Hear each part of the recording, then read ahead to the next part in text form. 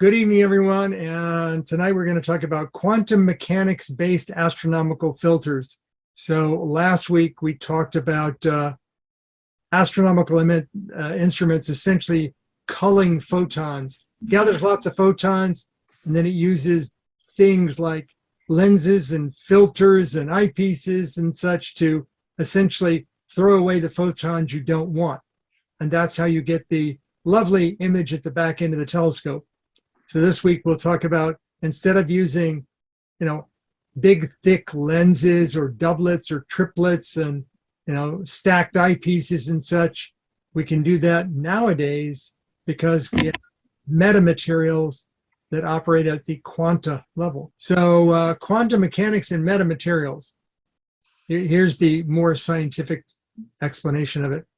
Quantum mechanics is a discipline within physics where atypical physical properties are observed owing to the near or sub-below atomic dimensions which induce relativistic events.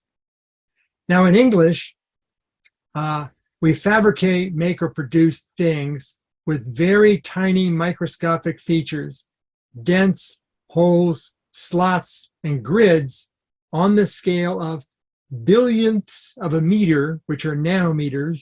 And when we do that, those materials exhibit interesting properties not observed in materials with larger features.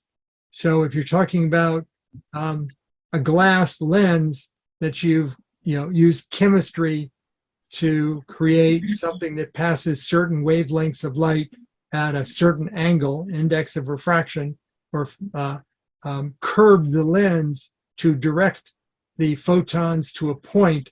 If you can fabricate metamaterials at this near subatomic level, you can now get the same end results without the heavy, shaped lenses and such. So when we make things very small, interesting stuff happens. Some of the effects change the behavior of photons as they interact with these metamaterials. So that's the relativistic part, is we're changing the behaviors of photons by working with them at their wavelength and frequency levels.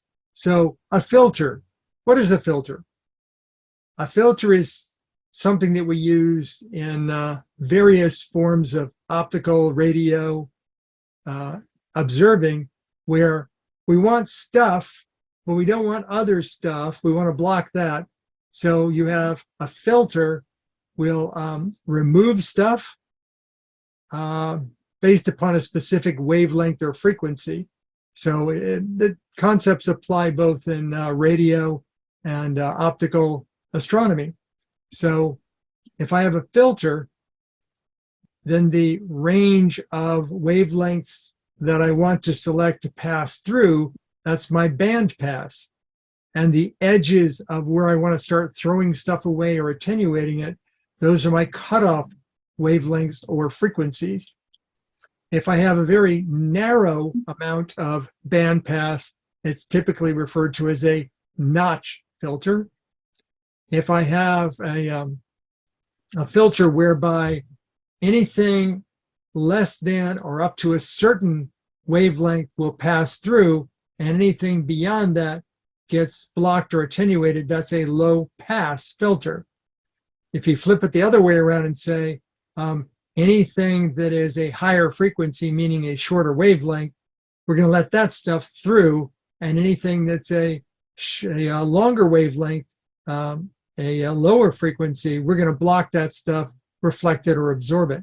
So that's basic filter terminology. Now this one, I actually worked at a company where we were doing data communications and trying to get more and more gigabits out of glass optical fiber. And we found a way to, by using different colors of light, different doping in the lasers and producing different colors, we could get different color light to go down the same glass fiber carrying parallel data that didn't interact with one another. And when we first started working on it, we prototyped something that could do 8 channels. So in an optical fiber that would normally transfer a gigabit, we could transfer 8 gigabits. And then we said, what if we sliced it up even finer and used more colors? 16, 32, 64. When we got to 128, it was all the front end stuff we had to do to color all the light, and all the back end stuff we had to do to separate out all the different colors of light started to be bigger than the electronics it took to do it. So at that point, the company I was working for said, we'll leave it at 128, and that's good enough for us. So a glass fiber that was supposed to carry a gigabit carried 128 gigabits. But they've now taken it well beyond that. What they found out was, if you want to take all those different colors of light and throw them onto one fiber, you can do so. And that light is referred to as white light. It's not really white, it's just all the different colors going onto a single fiber. That multiplexed set of colors is kind of like white light. You know, you can take white light, run it through a prism, and break out the different wavelengths of light, you get different colors. Well, that's kind of the same thing, that they would take all these emitters in different wavelengths, put them onto one fiber, and call that white light. But if you wanted to split it back out again, they found that you could actually take a silicon wafer and cut notches in it, and then attach your fibers to notches of different size, and different size notches would allow different wavelengths of light to go through and not allow others. So the nanoscale of the notches was actually creating interaction patterns in the light and causing the wavelengths that would fit in the slot to squirt out the fiber, and wavelengths that didn't fit in the slot would be reflected off and attenuated. So that was how they found they could, in a very small amount of space, break the white light back into 256 different channels. So that's something that I was actually witness to, that technology progressing and winding up to be able to multiplex and demultiplex greater and greater numbers of colors of light. So photovoltaic, solar cells,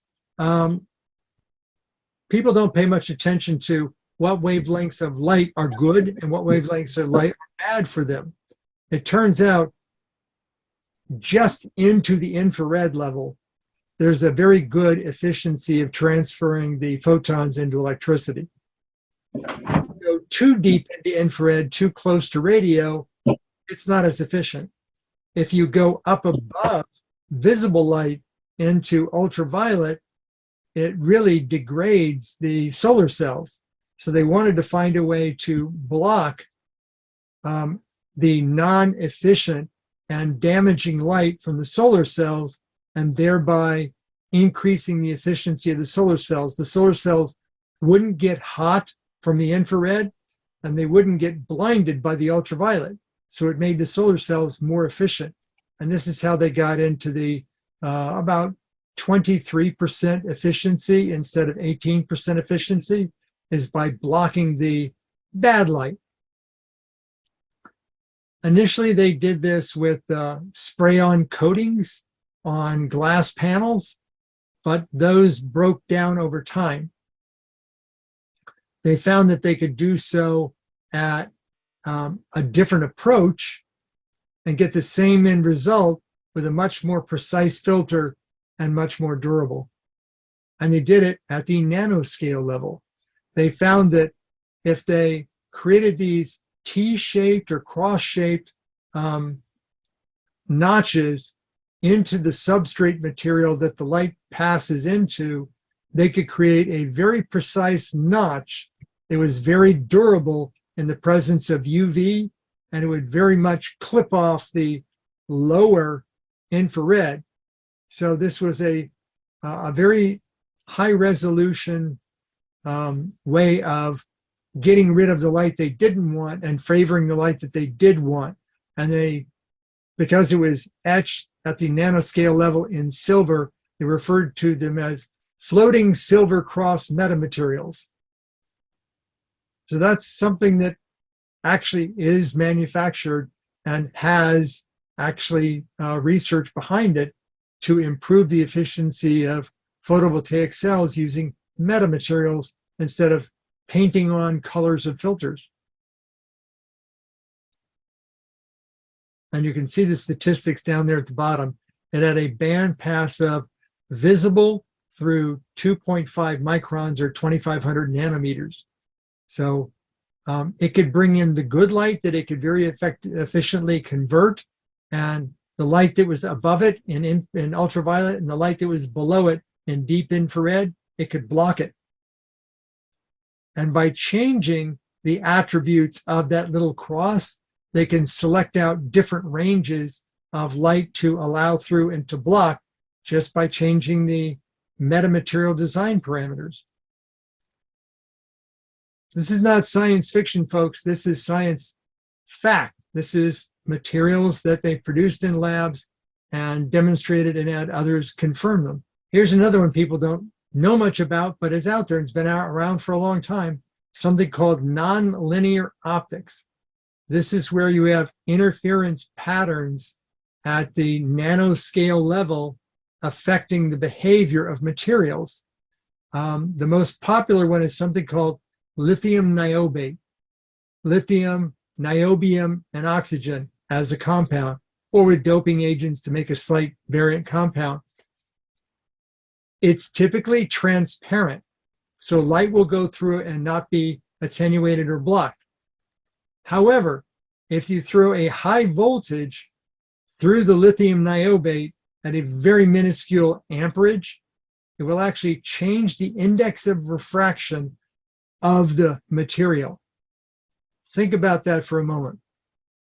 If I have a lens, and the lens is made out of, let's say, crown glass versus flint glass versus fluorite glass, those materials all have different index of refraction in order for me to bend light and focus it at the back of my telescope.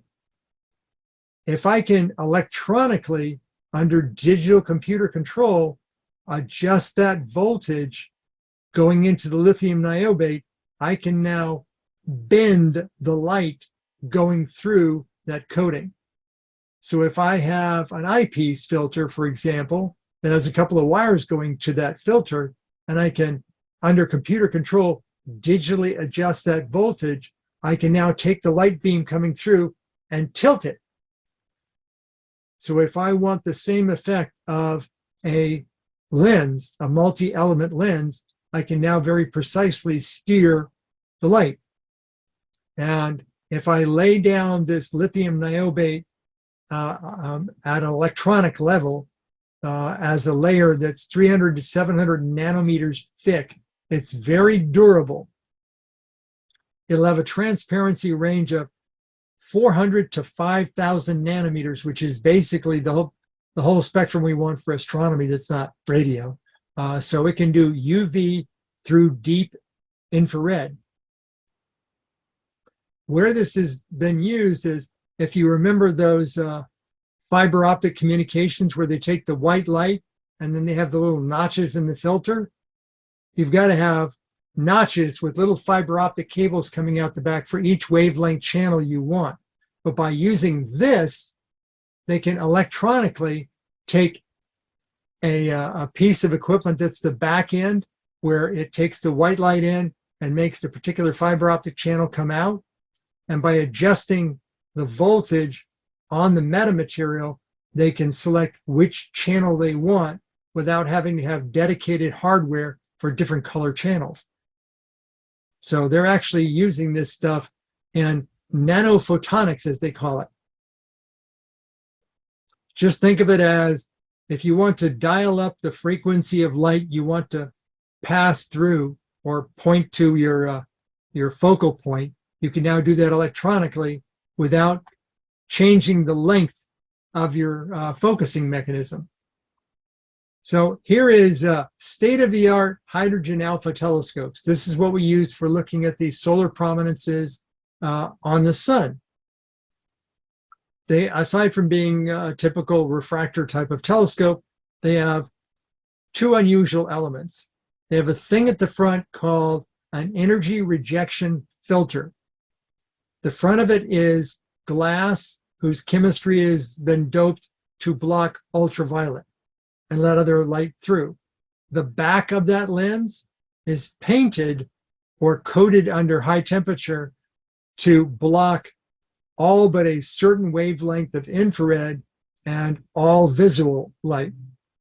So it's bringing in the HA and blocking everything else. And then at the back end of the telescope, you have a thing called an atolon. An atolon is just a fancy way of saying you've got two tiny mirrors. One mirror is 100% reflective and is movable. It can tilt back and forth at a very fine level. And the other is a mirror that is partially coated, so it's a little less than full. And by having the light act as an interference pattern, bouncing back and forth between there, the light, when it gets down to the bottom, has a certain wavelength which allows a certain energy level, and that energy level passes through the mirror that's not fully 100% coated. So you can dial exactly what part of the hydrogen alpha band that you want. And the reason why you don't want precisely the HA frequency is if the solar prominence is moving away from you, it's going to be red shifted. If the solar prominence is bent towards you, it's going to be blue shifted. You'll not see it any redder or any bluer. It's at a very small level of that Doppler shift. But you let all of that band through the front, and then you adjust the knob at the back to tilt the little mirror, and that allows you to select what prominences you want to see, the ones coming towards you, the ones that are coming out from the sun, or the ones that are going away. And the reason why you want to do that is if you have a wide bandwidth, you'll actually get all of those at the same time, and your prominence will look like a foggy haze. It will not just be the prominence you want to see. Now, as it turns out, you have to dynamically adjust that atolon as the telescope heats up. So as light starts to come through from the front, the telescope heats up. As the telescope heats up, that microscopic gap between the two tilting mirror plates changes because the glass heats up. So you have to pay attention to that atolon and adjust that separation. But if you're trying to get imaging of the sun or do video of the sun, the fact that you put your big paw on that knob and you turn the knob, that shakes the telescope and changes your image. So they have this box called an external pressure controller that dynamically changes the pressure within the back part of the chamber, so you don't have to turn the knob. So you can digitally adjust the pressure and it'll have the same effect as if you tilted the mirror without tilting the mirror, because you're increasing the air pressure. Remember, speed of light in a vacuum versus speed of light in air pressure. That's part of the factors of the light moving through your HA telescope. If you pump up the pressure, you change the speed of light, which changes the index of refraction of the light going through the two mirrors. The pressure controller is over $1,000 because they see you coming. So you're spending $4,000 or $5,000 on your HA telescope. Well, when they know you're willing to spend that kind of money, hey, what's another $1,500? You do want to take good-looking video, right? So that's the current price of a good video capture HA telescope. Lots of see you coming prices. So let's connect the dots here. We have a means whereby we can select the wavelength of light we want with metamaterials. We have the ability to do nonlinear optical switching, and we can select bandpass. We can select notch filtering. So let's put all that together and say, what if we created a metamaterial that gave you a bandpass of about 20 nanometers around the HA frequency, the HA wavelength of 656.28 nanometers. We can apparently do that. We can create a metamaterial that will give us an optical filter that will be like that little cross-shaped silver T that we saw, that will say, I only want the light going through the filter that will be there within this 20 nanometer spread. So it'll give us basically 8 to 10 nanometers plus or minus the HA frequency. So that's what you put at the front. So that big, expensive energy reduction filter is no longer needed. It's just a little flat plate that is static. There's no moving parts. There's no knobs. That's just the front. What do you do at the back end? You remember the nonlinear optics where we can adjust the voltage and change the index of refraction? That's kind of like the tilting mirror, except we're doing it digitally. No moving parts, no pressure chamber. Just adjust the voltage, the light bends differently. So now we can steer the precise frequency around the HA band that we want coming out the back end. So now my HA telescope is essentially one filter that I can compress down into one accessory. So I can get rid of the UV light, get rid of the white light, get rid of the deep infrared, and have an adjustment electronically that will let only certain wavelengths of light out the back end. So my HA telescope can be any telescope I want, and I put one of these filters in line with the eyepiece, and I have electronic control on it. So now we can build a new kind of HA scope. But here's another thing we can do. For those people that are familiar with the innards, the internal workings of a cheap green laser pointer, they're not really green. Surprise! Green laser pointers at the low end are actually infrared.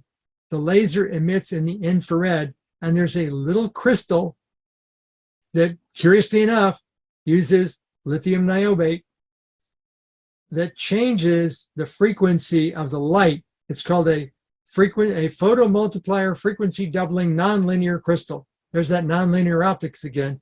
It doubles the frequency, which halves the wavelength. So the laser emits infrared at 1064 nanometers. But when you run it through this crystal, it halves the wavelength to 532 nanometers. So if you look at the wavelength produced by inexpensive green laser pointers, they're all in the 532 nanometer range, because green light's much easier to see than infrared. So if I can do that with my infrared, all I have to do is slightly change the chemistry, and I can do the same thing with my HA light. So now instead of HA light, which is very dark red and hard for the human eye to see, I can run it through this same crystal. But unfortunately, when it doubles it at that level, it gets into UV. It gets to 328 nanometers. But what do we know? They can take UV and make it glow in green. Phosphors. Very old style CRTs. They would take high energy wavelengths, hit the phosphors, and create visible light in particular wavelengths like blue or green. So if I take my HA filter, my new metamaterial filter, and I produce my HA light, which is very dark red, I then run it through my frequency doubling crystal. It produces UV. I then have it go through a plate that's coated with green phosphor. And now my very hard to see HA telescope is very easy to see green HA telescope. This is just using stuff it's off the shelf. It just has to be fabricated into product. So the good news, the dots can be connected. We can take technology from these other things like multi-channel fiber optic communications, photovoltaic cells, and change the fabrication parameters a little bit and create something that will create us a single band pass around the HA range. We can then use nonlinear optics and a digital tuner on the back end to see, exactly which prominence I want to steer it towards. And then I take that, I run it through my frequency doubler, I get my UV, I then hit it with a phosphor plate. I now get green, which is easier to see. And it all fits within a very thin accessory. So I can create something that's a little thicker than your typical single color filter. A little thicker than that, probably 3 times that thickness. But that's all you need to take an existing optical telescope and create a very inexpensive HA telescope. You don't need an Etalon. You don't need the pressure box. You don't need an ERF filter on the front of it. So now you've got a really much better, higher precision, non-temperature sensitive, won't degrade over time under UV HA telescope. The bad news is it's a fairly high-tech manufacturing process to do things at the metamaterial level. You need etching chambers and high vacuums and things that I personally don't have, so I would be unable to prototype such a filter. I'd have to go find a company that's already doing these kinds of things in optics to do that. And to my knowledge, there is no amateur telescope or telescope accessories manufacturer that has yet connected the dots to figure this out, nor would they be financially incentivized to commercially do this. And I'll explain why. So if you're an HA telescope maker and you're currently selling your top of the line $4,000 or $4,500 HA telescope, are you really going to create a telescope that might not even cost $1,000? No, you want that fat margin there. You want to purpose-built that HA scope. You don't want to just take any telescope and be able to make it an HA scope. And for the guys that want to do the high precision video, you want to sell them that over $1,000 pressure tuner. And you like the fact that the IR heat and the UV will destroy your ERF and your Etalon over time, and you have to get them recoated and replated. So why would you be incentivized to produce something that is higher precision, longer lasting, and costs less to produce? You just wouldn't. So you're not going to expect Lunt or any of the expensive HA telescope makers to try this out. So what about the aftermarket manufacturers? The one that will sell you an accessories kit. You can put an ERF on the front. You can put an Etalon on the back. The Etalon has the knob built into it. And now you can take your normal refractor telescope, as long as it's a long focal length, and make an HA scope out of it. Well, those add-on parts are the better part of $1,000. So if you thought, well, the aftermarket add-on manufacturers selling their parts for $1,000 versus the dedicated HA good scopes selling at $4,000 plus, that's a good ratio. You can go sell accessories and have a good margin, but they're not going to go in there and say, would I want to sell the accessories for $500 because it's actually much cheaper to make and higher precision? I can't see them getting in the market. So it's going to have to be some new guys on the block. So some, let's say, grad students at FAU that were heavy into metamaterials and nonlinear optics, or some of the subcontractors that have done nonlinear optics work with the Air Force. They're going to go do some startup company where they might have a hobby of amateur astronomy. So they're going to be the first guys on the block to envision this stuff and create a prototype. So what is it going to cost? Well, we know the first ones are going to cost a lot of money for the non-recurring engineering costs.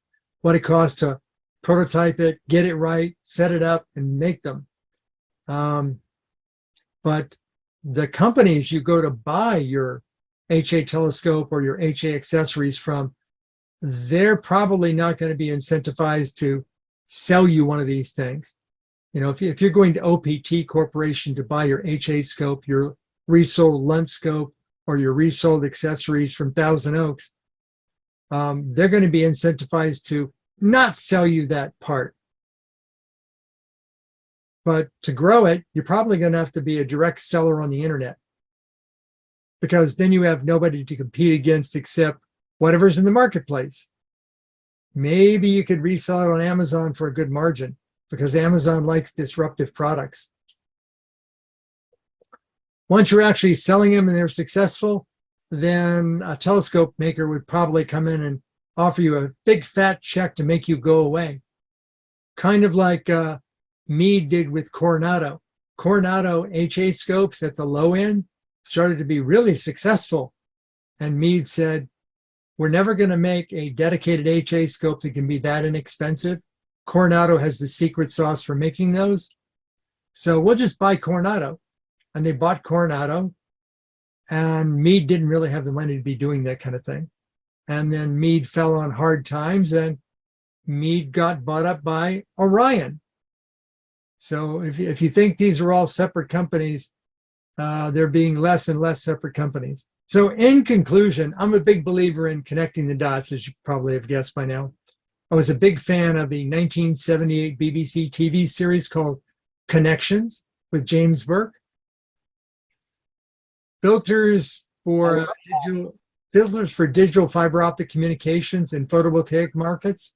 Just change the parameters, create HA filters, use double-Egan crystals and phosphor plates, and you don't have any mechanical tuning. You don't have any expensive parts.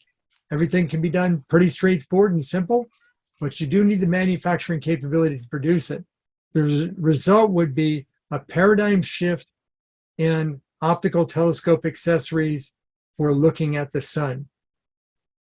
It would not be good for the entrenched purpose-built HA telescope makers or for the entrenched add-on accessory makers to convert your optical telescope into an HA scope. To which I say, if paradigm shifts were always a bad thing, then we'd all still be riding around in horse-drawn carts instead of cars. We wouldn't be migrating to battery electric vehicles. Computers would still be the size of warehouses and unaffordable, except by large corporations. We'd still be talking on rotary dial, corded phones over wired landlines instead of wireless mobile phones. And the phones would still be trunked by big fat cables of paired copper bundled wires instead of fiber optic communications or gigabit wireless 5G. Or using low Earth orbiting satellites like Starlink. Think of it this way. Life outside the trench is better. So let's shift those paradigms, folks. But, think about things in your life. Where was it when you first saw it? Where is it now? Mobile phones are an easy one. How about microwave ovens? When the first Amana microwave ovens came out, they were over $1,000. Now you go down to the local store and you can pick up a decent microwave oven for $50 or less. And that's not in a long period of time.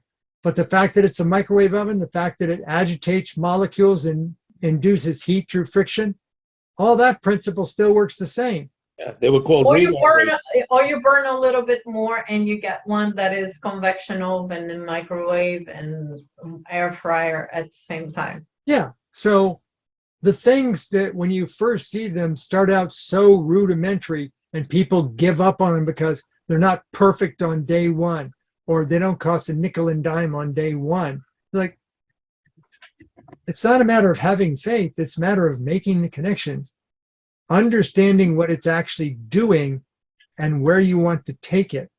And if you can do that. What I'm waiting is for that technology start to be on the glasses, because I wanted the one that you move the dial and yes. you they can actually adjust took that. They actually took that off the market.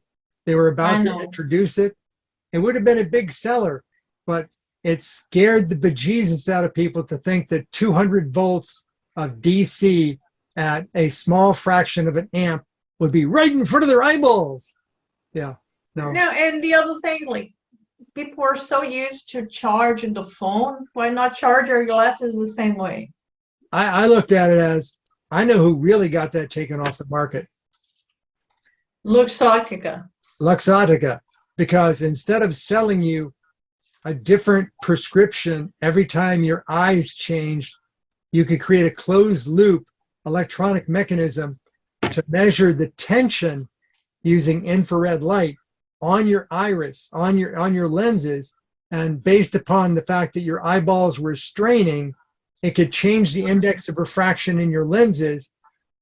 You could literally have so if you strained to look at something distant, the lenses would automatically adjust to reduce the strain on your eyes by giving you more magnification.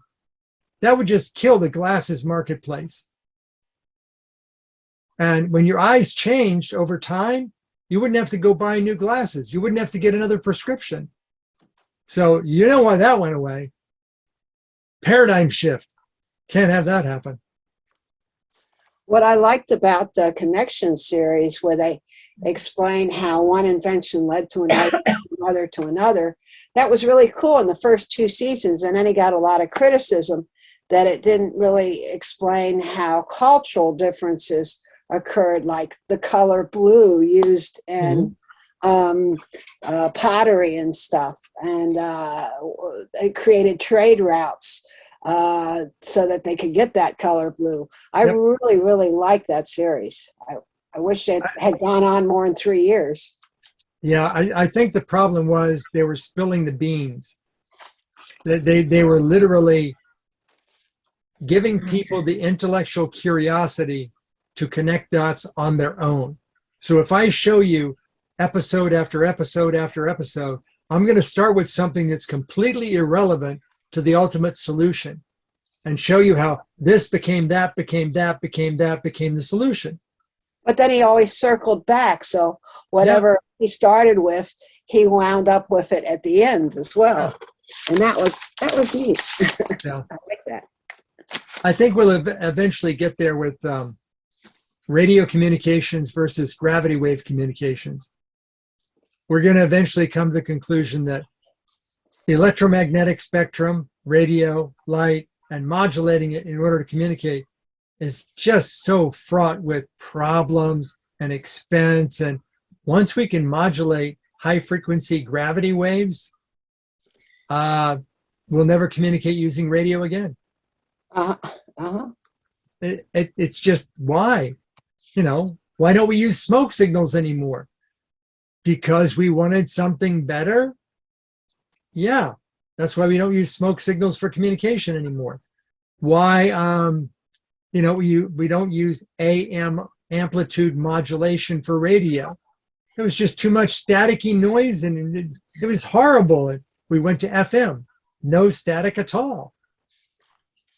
Wow. And then we took it one step further and said, how do we get even more channels in the same amount of spectrum?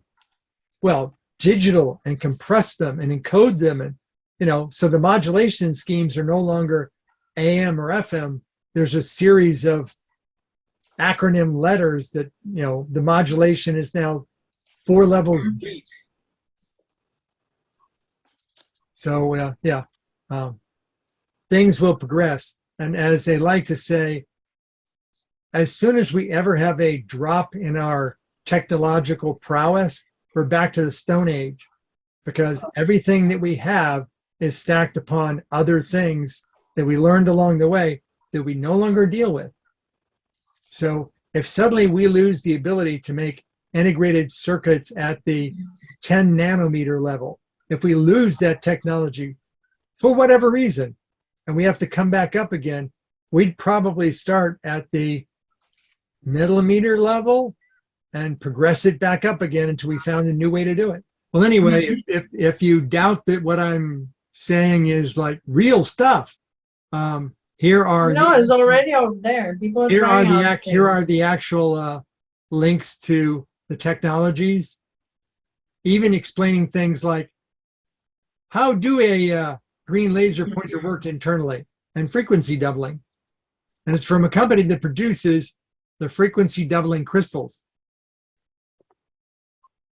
Or if you want to know about lithium niobate nonlinear nanophotonics as used in fiber optic communications, it's on harvard.edu. If you want to know about metamaterials used in solar panels, optica.org. And I like the technology of the Anti-Hermitian photodetector facilitating efficient subwavelength photon sorting, or DWDM. That's actually at the Office of Scientific Technology and Intelligence of the U.S. government. Okay, I'm going to stop sharing of the PowerPoint. All right. Have a good All night, right, everyone. then. Thanks, everyone. Bye. Thank you. Bye. Good night. Bye.